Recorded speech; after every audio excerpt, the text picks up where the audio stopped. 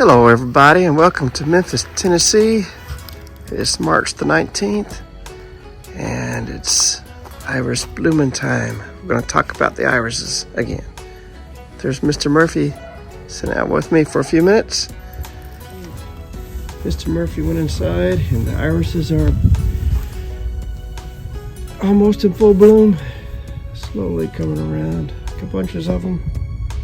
Let me zoom in on this purple one here. All of them are purple. These were my father's irises. Like I said, this is how I remember them by. My sister has some. We've shared them with lots of people. They do seem to bloom about a month earlier than other irises. Variety of irises. I call these early bloomers. I think there's a technical name for them, but that's not me. Unfortunately, we had some cold weather last night. Got down to 20 something.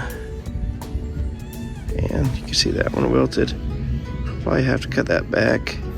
That one might be alright, but we'll see what happens.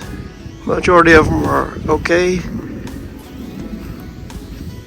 They, look at that one here. Wow. All these are purple, like I said.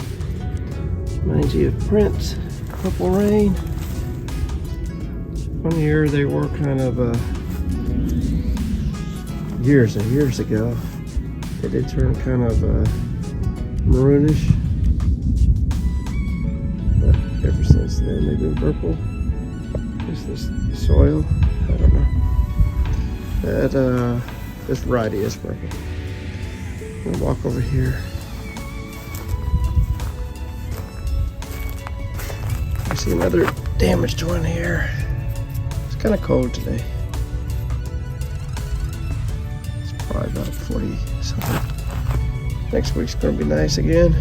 We had a cold snap this last week.